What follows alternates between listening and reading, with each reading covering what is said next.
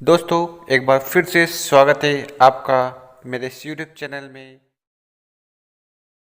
Hello दोस्तों, आज हम जानकारी देंगे कि कौन सी एमएलएम कंपनी अब नहीं चल पाएगी क्योंकि गवर्नमेंट ने इसके लिए एक्शन ले लिया है। तो चलो शुरू करते हैं। अगर आप हमारे इस चैनल पर नए हो तो चैनल को सब्सक्राइब करना ना भूलें। ई कॉमर्स के बाद अब डायरेक्ट सेलिंग कंपनियों पर सख्ती हुई। सरकार ने कहा बदलना होगा बिजनेस मॉडल। नए नियम में डायरेक्ट सेलिंग कंपनियों को पिरामिड बनाने की इजाज़त नहीं होगी।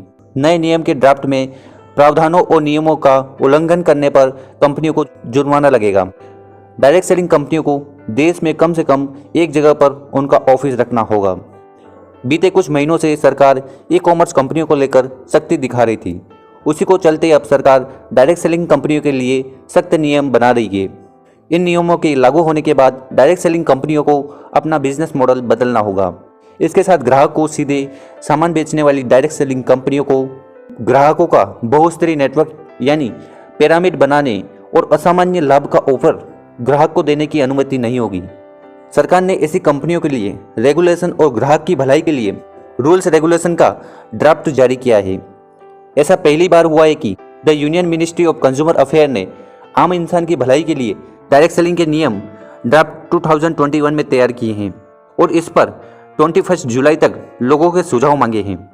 इसके पहले भी मंत्रालय ने 2016 में कंपनियों के लिए दिशा निर्देश गाइडलाइन जारी किए थे। ये दिशा निर्देश परामर्श के रूप में थे। नियमों के ड्राफ्ट के प्रावधानों का उल्लंघन करने पर जुर्माना का प्रावधान है। ड्राफ्ट नियम के अनुसार ग्राहकों को सीधे सामान बेचने वाली कंपनियों को ग्राहकों का बहुस्तरीय नेटवर्क योजना तथा एक से पैसा लेकर दूसरों को देना मनी सर्कुलेशन की योजना को बढ़ावा देने पर पाबंदी लगाई है। पर अगर कोई कंपनी प्रोडक्ट बेस्ड है, जिसके पास प्रोडक्ट हैं, वो सलामत है क्योंकि ऐसी कंपनियां लोगों के लिए रोजगार का जरिया बन रही है और उस पर लोगों के द्वारा प्रोत्साहन भी मिल रहा है।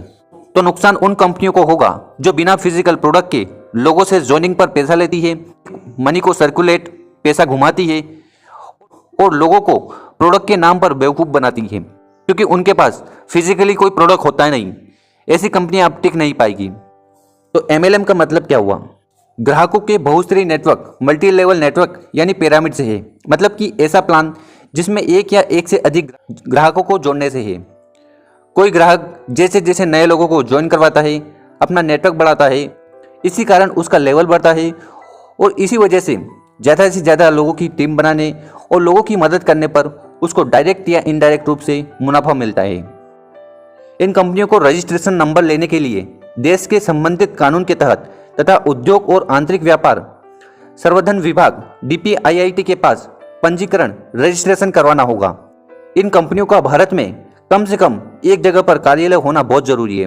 ड्राफ्ट के नियमों के अनुसार इन कंपनियों को अनुपालन अधिकारी, शिकायत निपटान अधिकारी तथा जांच एजेंसी के साथ एडजस्टमेंट के लिए नोडल अधिकारी को नियुक्त करना होगा।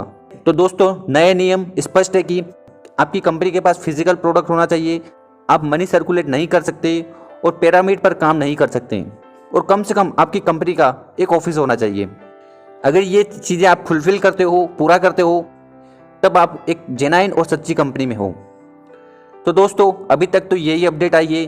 आगे की जानकारी के लिए बने रहे हमारे इस यूट्यूब चैनल पर। उम्मीद है आपको वीडियो पसंद आई होगी। इस खबर को अपनी टीम के साथ जरूर शेयर करें क्योंकि ये महत्वपूर्ण जानकारी है सच्ची और जेन्युइन कंपनियों के लिए। धन्यवाद। अगर आप हमारे चैनल पर नए हो तो इस चैनल को जरूर सब्सक्राइब कर लें। इससे रिलेटेड वीडियो रेगुलर अपलोड करते हैं।